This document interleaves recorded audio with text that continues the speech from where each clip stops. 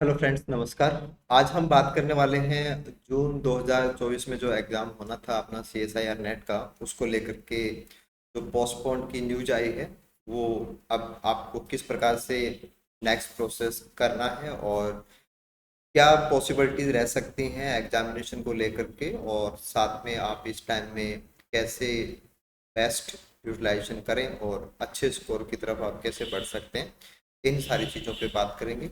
तो ऐसा पहली बार नहीं हुआ है। 2022 की बात की जाए तो कोविड की वजह से एग्ज़ाम लेट हुए थे। सितंबर में भी एग्ज़ाम हुआ है, बाकी रूटीन के अंदर एग्ज़ाम्स हो रहे थे, लेकिन जैसा कि आप लोग जानते हैं पूरे देश भर में काफ़ी सारे एग्जामिनेशंस को लेकर के एनटी के साथ में इश्यूज आ चुके हैं। उनको लेकर के ये चेंजेज हुए हैं। तो चलिए बात करते हैं क्या चेंजेज हुए।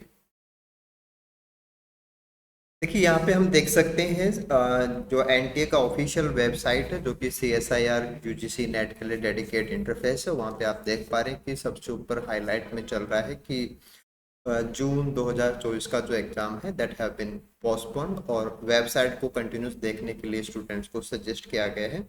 एक बार हम इस नोटिस को भी ओपन करके देख लेते हैं। जैसे यहाँ पे हम देख पा रहे हैं कि ये हमें नोटिस मिल गया, और यहाँ पे 21 तारीख का ये नोटिस है, और यहाँ पे साफ लिखा है कि this is an it is an continuation to the public notice जो कि पीछे रहे थे। और सेकंड पॉइंट में लिखा है कि the candidates are hereby inform that the joint CSIR UGC NET examination June 2024 which have schedule to be held between, जो 25 से 27 तारीख के बीच में अलग अलग सब्जेक्ट्स के लिए होनी थी, बीइंग पोस्टपोन्ड। तो ये सबसे बड़ा अपडेट आज का रहेगा कि 25 से लेकर 27 को जो भी एग्जाम्स होने वाली थी वो सारी एग्जाम पोस्टपोन्ड हो गई हैं। लाइफ साइंस का जो एग्जाम था वो 25 को ही था। तो अभी जो एग्जाम्स हैं वो जो शेड्यूल्ड डेट थी उसके ऊपर नहीं होंगे। साथ में जो रिवाइज शेड्यूल है वो वेबसाइट के ऊपर बाद में डाल दिया जाएगा। तो देखिए, यहाँ पे एक छोटा सा असमंजस जैसा सभी के साथ में चल रहा है कि कितना चेंजेस होगा टाइमिंग को लेके, क्या पॉसिबिलिटीज हो सकती हैं नेक्स्ट डेट्स को लेकर के। तो जैसे एक बार के लिए हम सारा सिचुएशन देखें तो नीट को लेके काफ़ी इश्यूज चल रहे हैं, देश भर में काफ़ी प्रोटेस्ट हो रहा है।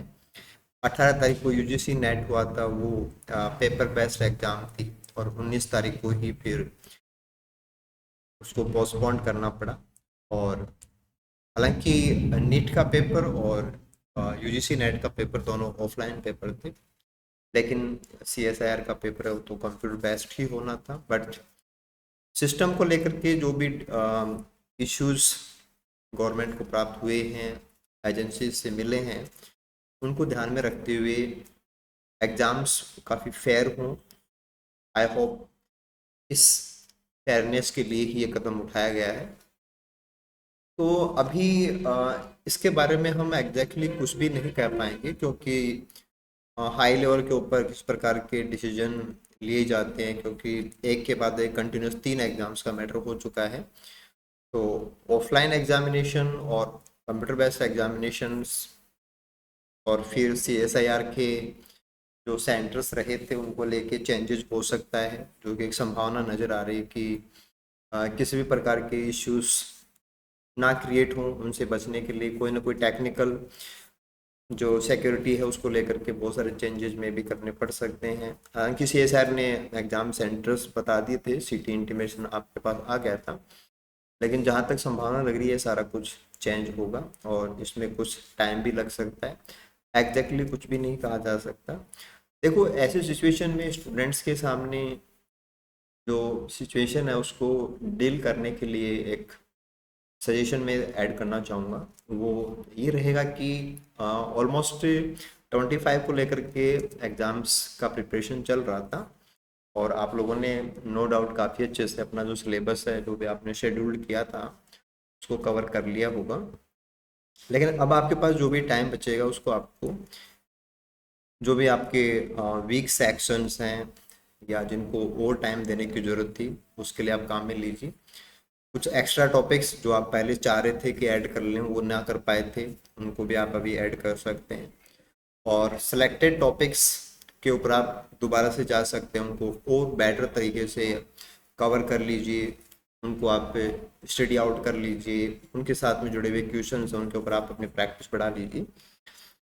देखो, ऑलमोस्ट सभी एग्जाम्स की प्रिपरेशन जब होती है तो स्टूडेंट्स को कोई ना कोई एक स्ट्रेटजी अडॉप्ट करनी पड़ती है, और अब तो क्या है कि अचानक से हुआ है और श्योरिटी भी नहीं है कि नेक्स्ट एग्ज़ाम कितने टाइम बाद होने वाला है। तो ऐसे मैनेजमेंट कैसे करेंगे टाइम का, और क्या माइंडसेट रखें ना, ये इम्पोर्टेंट हो जाता है, क्योंकि आप में से बहुत सारे स्टूडेंट्स शायद पहली बार भी एग्ज़ाम दे रहे हैं और कुछ रिपीट भी दे रहे होंगे। तो देखो, यहाँ पे हमें एक थोड़ा सा अलग वे लेना पड़ेगा, और मेरे अकॉर्डिंग आपको ये करना चाहिए कि आपको छोटे छोटे टाइम टेबल बनाने चाहिए। छोटे छोटे टाइम टेबल का मतलब ये है कि जैसे आप 7 डेज का एक टाइम टेबल बनाइए, और 7 डेज के अंदर आपके मोस्ट इम्पोर्टेंट जो वर्किंग थे वो क्या बच गए थे उस समय पे, आपको रिवीजन करना है, ट्यूशन प्रैक्टिस करनी है, कोई टॉपिक ऐड करना है। पहले आप एक कागज़ के ऊपर लिख लीजिए कि आपको क्या क्या चीज़ें अभी और चाहिए एग्ज़ाम को लेकर के, उनको आप प्रायोरिटाइज कर दीजिए, है ना, नंबर 1, नंबर 2, नंबर 3, ऐसे आप उनको प्रायोरिटी पे डाल दीजिए, और फिर 7 डेज के अकॉर्डिंग उस पर काम कीजिए। सबसे पहले 7 डेज के अंदर सबसे पहली जो प्रायोरिटी है उसको आप डालिए। उसके बाद में 7 डेज तक क्या अपग्रेडेशन होता है, क्या चेंजेज आते हैं साइट के ऊपर, हमें क्या नोटिस ऑब्जर्व होते हैं, उसके बाद में हम नेक्स्ट 7 डेज का बना सकते हैं। तो ऐसे अपन को टाइम को मोस्ट एफिशिएंट तरीके से यूज़ करना है। हमारे जो टास्क है उनको प्रायोरिटाइज रखेंगे, और टाइम के स्लॉट्स बनाएंगे, और टाइम स्लॉट के साथ में हम इसके साथ में काम करेंगे। तो ऐसे इस गैप का, है ना, जैसे आपका जो तैयारी का लेवल है वो डाउन नहीं जाना चाहिए।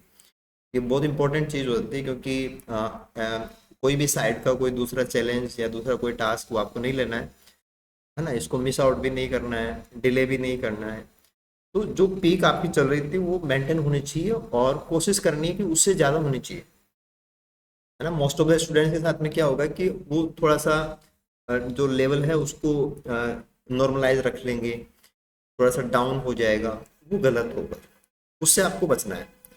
तो उससे बचने का तरीका है कि आपके अभी और क्या टास्क थे उनको आप प्रायोरिटी में डाल दीजिए, अपना टाइम टेबल है वो टाइम टेबल बना लीजिए, 7 डेज के अकॉर्डिंग टाइम टेबल बनाइए, और हर 7 डेज के अकॉर्डिंग आप 7 डेज से छोटा ही बना सकते हो। अगर आपकी तैयारी बहुत अच्छी से हो रखी है, आपको बहुत ही थोड़े से काम अभी बाकी हैं, तो आप 7 डेज से छोटा भी टारगेट बना सकते हो, और ऐसे आप साइट को भी देखते रहेंगे अपन कि क्या चल रहा है, और हमारा जो काम है वो भी हम रेगुलर करते रहेंगे।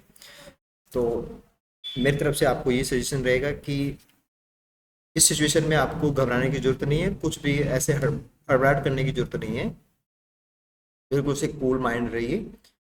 आप इसको पॉजिटिव लीजिए कि आपको भी एक्स्ट्रा टाइम मिल रहा है, आप एक्स्ट्रा वर्क कीजिए, प्रैक्टिस कीजिए, है ना, अटैम्प्ट करके देखिए क्वेश्चंस को, लास्ट पीवाई क्यूज पे जाइए आप, और अच्छे टॉपिक्स हैं उनको ऐड करने की कोशिश कीजिए, और बेटर स्कोर आ पाए उसके लिए आपको जाना चाहिए।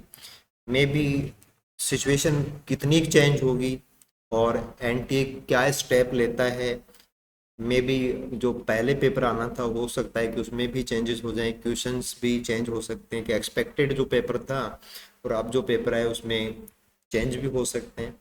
तो थोड़ा सा हमें तैयार रहना पड़ेगा माइंडसेट को लेके कि थोड़ा बहुत अगर टफ भी आता है पेपर तो भी हम अच्छे से स्कोर ही निकालें, और इस टाइम को भी अपन बेस्ट यूज़ करें। हमारा जो लेवल है स्टडी का वो नीचे उसमें कोई फॉल नहीं आना चाहिए, तो ऐसे अपन मैनेज करेंगे। आपको लास्ट पीवाईक्यूज को लेके कोई डिफ़िकल्टी आ रही हो, लास्ट पेपर्स को लेके कोई डिफ़िकल्टी आ रही हो, तो आप हमें कमेंट कर सकते हैं। वीडियो आपको अच्छा लग रहा हो, हमारी सजेशन लगता है कि आपके काम आ सकती हैं, तो वीडियो को लाइक ज़रूर कीजिए, अपने फ्रेंड्स के साथ में शेयर कीजिए, और हमारे जो लास्ट वीडियोज़ हैं वहाँ पे आप 2016 से बाद के जितने भी पेपर्स हैं वो सब हमने लास्ट वीडियो में आपके साथ शेयर किए थे, तो वहाँ से आप उन पर दोबारा काम कर लीजिए। एक बेस्ट रिटर्न आपको इस टाइम का निकालना है, और आई होप आप लोग बहुत अच्छे से इस पर काम करके एक अच्छा स्कोर जरूर से निकालेंगे। Thank you so much. Good luck आप सभी को।